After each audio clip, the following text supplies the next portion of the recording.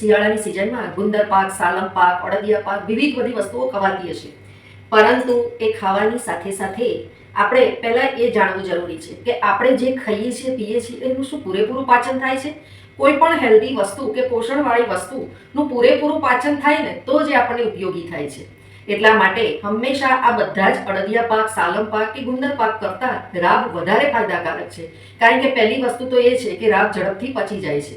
બીજી વસ્તુ એ છે કે ઘીનું પ્રમાણ ભલે ઓછું હોય, હા તમે વધઘટ કરી શકો છો, પરંતુ એ પચવામાં ઈઝી બની જાય છે ઓછું પ્રમાણ હોય તો.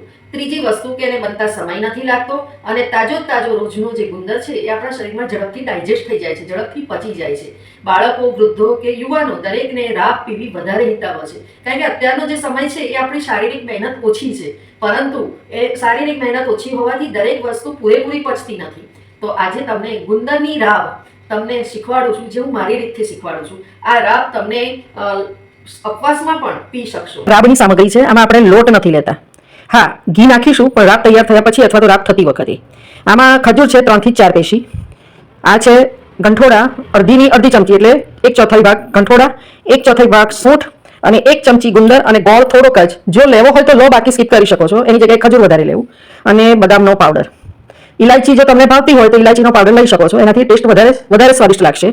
બસ આમાં આપણે ગોળ વગરની એટલે કે ઓછા ગોળની રાબ, આમાં આપણે નથી લોટ આવતો કે નથી વધારે ઘી કે લોટ શેકવાનો એવું કંઈ નહીં. આ રાબ તમે ઉપવાસમાં પણ સરસ પી શકો છો.